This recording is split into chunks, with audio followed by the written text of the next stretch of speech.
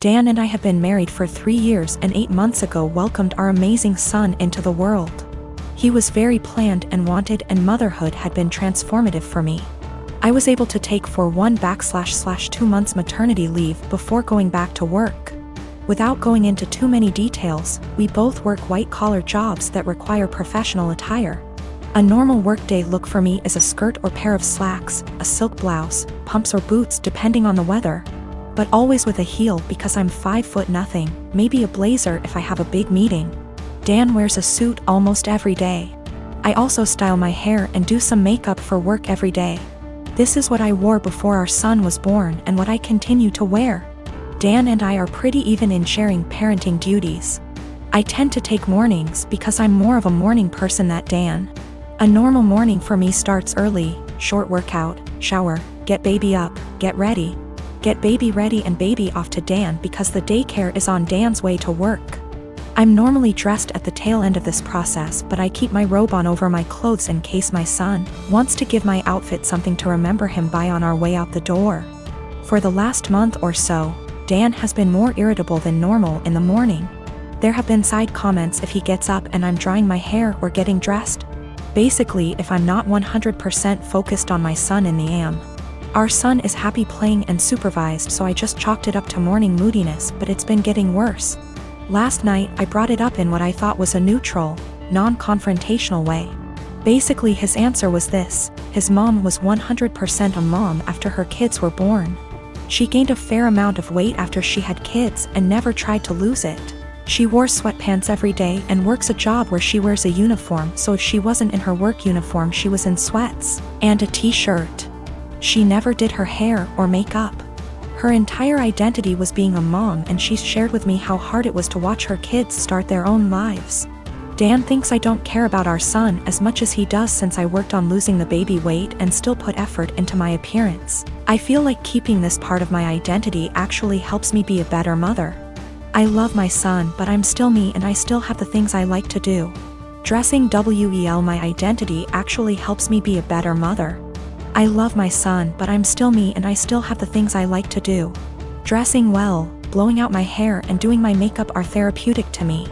Now that being said, my son is my life, and if I knew that not doing those things but guarantee him a happy, healthy life, I would stop immediately. I told Dan that my son and I have our morning routine and he gets lots of time and attention before I go to the office. Dan said he wasn't looking to fight, but he just wanted me to think about my priorities and my time management. I am 45 male and have a step kid, 15 female, with my wife. I can say that me and her parents' house are very different. I don't think that she shows any patience with them, and I don't like that. For some reason that I do not know, whenever she wants to punish her, she will make it seem like she is going out to do something or save the punishment for when she leaves for work, so it's my responsibility to punish her. I really don't like the idea of punishing kids that aren't mine. Don't get me wrong, I've been in her life since she was 4 and I love her to death. But it doesn't change the fact that they aren't my kids, and it seems like a major out-of-bounds thing to do. Again, I'm really not comfortable with doing that. She is a good kid and is really responsible, but I feel like my wife's parenting has made her feel like she has to be perfect, or else she will get punished. I've never actually punished her.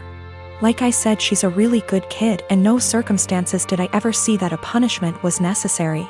For some context, my wife's punishment is taking away all of her belongings. I mean everything, like she'll close all apps on her phone. Can't watch TV, can't go out after school, can't call friends. And all this because she got a C on a test, she put an assignment in late, etc. I really hate this. Being so hard on her isn't reasonable.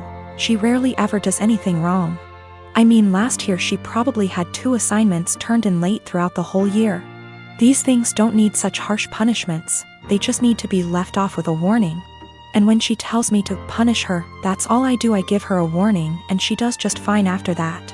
I think a warning is even a stretch. Accidents happen and overworking a kid isn't going to end well. I just tell her that if she needs help with school, I'd be happy to help so these don't happen. She's come to me a few times for it, but other than that she's smart, and most of these were just her being overworked with school. My wife never caught on to this until the other day when I was talking to he about her school, because her mom said she got a Report from her teacher that she wasn't focusing. Again, I didn't punish her, I just asked why she wasn't, and she said she was just tired from school and sports. I said that's fine, and if it's too much she doesn't have to go to sports this week because it's not like it mandatory. My wife overheard because she came back inside when she forgot something. She was mad at me saying that it doesn't teach them a valuable lesson. I said it's been working just fine and she's too hard on her. She did the whole, I'm just a stepdad. Said her way is torturing her kid. She's not focusing in class because she's trying to please everyone and get an A. So she'll stay up all night and overwork herself to do so, but then she's to blame when that didn't go right. She's not speaking to me now. About 5 years ago, my now estranged daughter, Edie, cheated on her boyfriend, Brad, and got together with a guy, Ken. He quickly started isolating her from family and my husband and I from her kids. Brad had moved back to his home state devastated after the breakup. I discussed red flags her. I let her know we are here for her and concerned. Her and Ken suddenly took off and moved to another state. For 5 months, my husband and I worried about her and the kids as we had n//c at all with them. One day CPS showed up at our door with the oldest child. He was obviously injured from abuse that was reported by the school. We had no idea they had moved back to the area. We agreed to take them in. The next 20 months were traumatic, complicated, emotional, and difficult for everyone. Through it we re-established a relationship with the older child's dad, Dan. Daughter failed to comply with her plan and remained with Ken. Dan worked hard to get custody of his child and he gave Edie scheduled weekly phone calls. She called oldest child 2x nothing since. We agreed to permanent custody of youngest. In the process, I put aside the hurt Edie caused and agreed to scheduled weekly phone calls and supervised visits in person when schedules allowed. Legally, any or no contact is at my sole discretion. Ken was not allowed to interfere / attend. Edie quit calling / scheduling visits after 3 months. I reset the call schedule to 1 XEA mon. No calls. 6 months later she calls and wanted me to drop everything for a visit the following day. I couldn't because I had to go back to work. Calls stopped again. She left Ken, has a new BF. I know nothing else about her life / whereabouts. She started calling again about a year ago and I let her know that if she was consistent with her monthly scheduled calls, we would move towards weekly calls again. She called 2 months in a row, skipped a couple months, then called 2 more months in a row. Last one happened to be night before child's birthday. She asked him what he wanted for his birthday. He said a call from her. The next day, as he blew out candles, he said, "My mom is gonna call now." He had the biggest smile on his face. Call never came. He refused my offer to call her. We survived an emotional meltdown. Next month, no call, just a text after with a lame timing excuse as to why and sorry about the birthday call, she didn't feel well. Following month, I get a text that Edie feels ill again, won't be calling. I am beyond frustrated at this point. I have looked past her refusal to rebuild a relationship with us, but when it comes to the kids my heart aches for them. Hey race where I might be the I responded, parents do not get sick time. We all had COVID recently, including me, and I still took care of the children. If you do not have any time for him once a month, I don't want my time wasted with your excuses. Of course, calls stopped again. My unmarried partner lives with me and my children who are 7, 12, and 18. He has 2 children aged 5 and 13, but they live with their mother. We've had his kids over whenever we can and I enjoy it. However, they are very different to mine, who are all mostly easygoing and respectful. And it has been just the 4 of us for most of their lives. His kids are very loud, destructive, and demanding often. We made the adjustment, and eventually they started staying over every other weekend. But his son, Spencer, has become harder to deal with over time. He'll blow up if he doesn't get his way, insult my son if he loses a game, goes into the bedrooms and takes things without asking, complains about every meal we make, expects us to buy him whatever he wants no matter cost, and generally acts like a spoiled brat. He can also be sweet, of course. He's a child and he's not evil, but this is fairly constant. We don't let it slide, but I also want to give him benefit of the doubt. He's 13, He could be acting out for lots of reasons with a weird family dynamic, I'm sure. I try my hardest to help him feel comfortable and heard //us, but his entitlement is rampant. It started to stress my kids out, and yesterday was the last straw for me. We were all about to go to the mall when my 12Y//O son asked if anyone had seen his birthday money.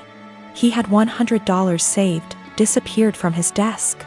Everyone, including Spencer, looked everywhere. Spencer even asked my son if he'd spent it and forgot, or if he'd left it at school, etc.